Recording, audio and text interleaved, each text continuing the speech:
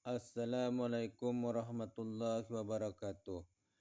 Bismillahirrahmanirrahim. Alhamdulillahirabbil alamin.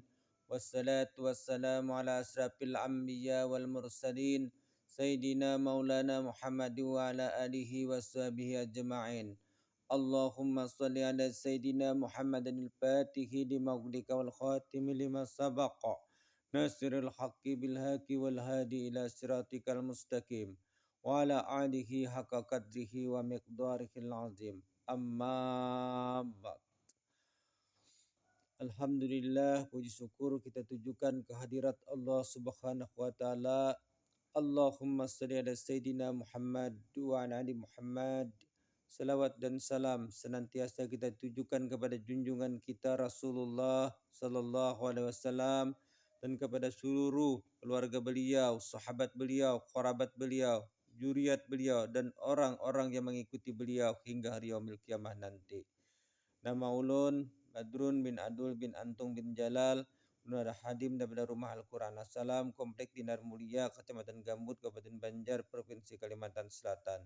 Dalam kesempatan ini, ulun ingin berbagi pendapat, berbagi pengetahuan dengan kawan-kawan ulun dan semua orang yang mendengarkan channel YouTube kami ini dan subscriber kami dimanapun mereka berada.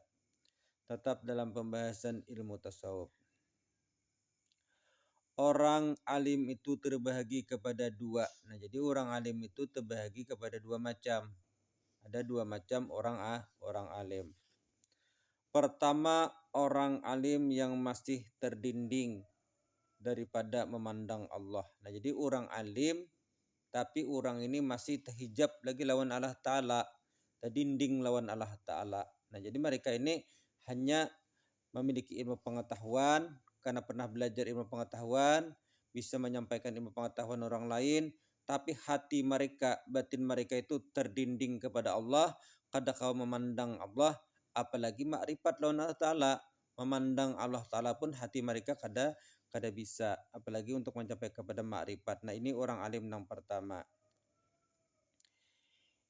Ini adalah orang alim yang terbanyak. Jadi orang alim yang terbanyak itu di antara orang alim adalah orang alim yang terdinding lawan Tuhan. Itu orang alim yang banyak benar terdinding.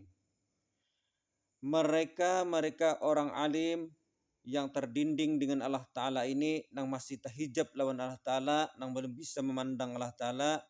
Mereka ini memiliki ilmu pengetahuan dengan lancar dan lancang. Nah, mereka ini lancar berpandai ilmu pengetahuan dan lancang sekali berpandai ilmu pengetahuan bagi siapa yang mau mengambil pengetahuan lawan mereka. Nah, jadi artinya berdakwah benar, kahulu kahilir, pandir benar, berceramah kahulu kahilir, orang yang terdinding lawan Tuhan nih. Artinya menampakkan ilmunya seakan-akan lancar benarnya, dan ilmu tuh lancang benar, lihai benar berpandir masalah ilmu si orang yang terdinding lawan Allah Ta'ala nih. Artinya menawar-nawarakan lawan orang supaya siapa yang hendak mengambil ilmu pengetahuan lawan inya. Kisahnya tuh menampak-nampakkan lawan orang, kasih tuh kemarin kisahnya berdakwah menyampaikan ilmu pengetahuan kepada siapa-siapa yang hendak belajar lawan inya, hendak mengambil pengetahuan lawan inya oleh orang yang terdinding lawan Tuhan tadi. Dan begitu lihai kisahnya, begitu hebat kisahnya mengurai-uraikan ilmu pengetahuan supaya dapat pula menyesuaikan dengan perbuatannya. Nah, kisahnya toh.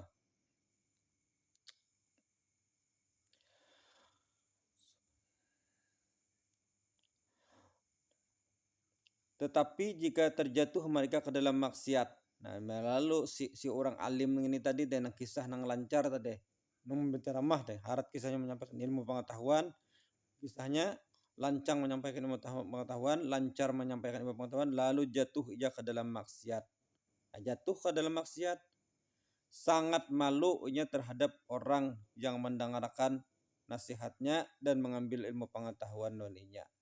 Lalunya masanya tegawi maksiat, lalu ketahuan orangnya itu maksiat, supan ninya lawan murid-muridnya, lawan jamaah-jamaahnya. Ini kelakuan orang yang terdinding lawan Allah Ta'ala tadi. Dan perangainya disimpannya karena masih memandang memandang dirinya. Nah, jadinya tadi Bapak memberi peringatan lawan orang, nang disampaikannya lawan orang, karena ia masih memandang dirinya. Nah, jadi inya memandang dirinya nang alim, nang ilmu, nang mengajari orang, nang menyampaikan pengetahuan orang, inya ujarnya dalam pandangannya. Nah, inya tupang sudah nang alim. Ada kisahnya lagi ya. Inya nama nasihati orang, inya nama menajari orang, ujarnya si oleh orang nang tadinding lawan Tuhan tadi, orang alim nang tadinding lawan Tuhan tadi, nang tahijab lawan Tuhan tadi. Lalu dipandangnya lah dirinya nang masih alim, nang sangat alim. Nah, kenapa? Karena orang ini masih tadinding lawan Allah Ta'ala, belum kawa memandang Allah Ta'ala. Nah, dan kada kawa menghilangkan wujud akuan dirinya tadi. Jadi kada kawa lagi mempanakan diri, menghilangkan wujud akuan dirinya inya semuaan. Nah, inilah orang alim yang pertama yang disebut dengan orang alim yang tadinding lawan Tuhan, tadinding memandang Allah Subhanahu wa Ta'ala. Yang kedua, orang alim yang sudah terbuka hijab. Jadi orang alim ini dibukakan Allah Ta'ala hijab, sudah lalu kau memandang Allah Ta'ala dan kau mengenal kepada Allah Subhanahu wa Ta'ala. Dia orang alim nang ini dengan berbimbing membentangkan ilmu pengetahuannya kepada manusia. Nah, jadinya ini menyampaikan juga orang yang sudah terbuka hijab tadi ilmu pengetahuan kepada manusia, tidak lagi menilik daripada dirinya. Dan jadinya kada lagi memandang bahwasanya nang menyampaikan ilmu orang tuh dirinya, kada dipandangnya kayak itu lagi. Tetapi semua itu dipandangnya adalah kebaikan daripada Allah Ta'ala. Allah Ta'ala nang bertajali lawaninya untuk menyampaikan kebaikan lawan orang lain. Nah, itu dalam pandangannya. Ia tidak tertahan daripada memandang dirinya dan tidak merasa malu jika jatuh ke dalam maksiat. Nah, lalunya ini bisa juga gawe maksiat, kada apa? Kada merasa malu. Kenapa kada merasa malu? Karena inya merasa kada berilmu. Jadi kalau nyata salah, wajar aja nya merasa salah. Inya kada memandang dirinya berilmu. Nah, lain yang tadi salah lalu malu. Kenapa? Karena memandang dirinya berilmu. Inya kada ada memandang dirinya berilmu, hanya memandang bahwasanya apa yang ada pada dirinya itu adalah kebaikan yang dititipkan oleh Allah Ta'ala, bukan datang daripada dirinya tapi datang daripada Allah Subhanahu wa Ta'ala.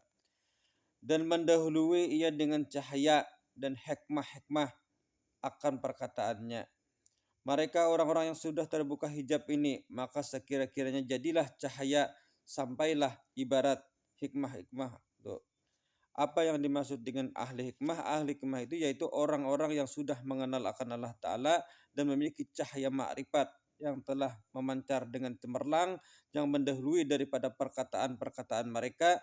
Maka apabila mereka mengatakan nasihat-nasihat dan menguraikan akan ilmu pengetahuan yang ada pada batin mereka, terlebih dahulu mereka berharap meminta pertolongan kepada Allah Subhanahu wa Ta'ala. Nah, jadi orang-orang terbuka hijab ini kan sebelum baca ramah tuh dulu bertawasuh dulu dengan guru-gurunya, bertawasuh lawan Rasulullah dan meminta pertolongan lawan Allah Subhanahu wa Ta'ala supaya jangan tersalah dalam menyampaikan ilmu pengetahuan. Kenapa? Karena mereka merasa kada mampu menyampaikan ilmu pengetahuan tadi tanpa pertolongan Allah, tanpa izin Allah, dan mereka pun kada merasa bahwa ilmu yang mereka sampaikan itu sumbernya daripada diri mereka, melainkan semua itu adalah kebaikan daripada Allah yang dititipkan kepada mereka untuk disampaikan kepada orang lain.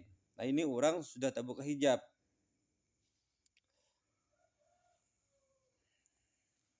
Agar apa yang mereka sampaikan itu dapat dipahami dan diterima oleh orang yang mendengarkannya. Nah, supaya apa? Supaya orang yang mendengarkan tadi kau memahaminya dan kau menerimanya. Kenapa? Karena supaya didoakan orang yang mendengarkan ceramah mereka supaya mendapatkan hidayah dan petunjuk daripada Allah Subhanahu wa Ta'ala. Karena mereka pun menyampaikannya dengan hidayah. Dan jadi orang yang menyampaikan dengan hidayah Allah, yang menerima pun dengan hidayah Allah semuaan.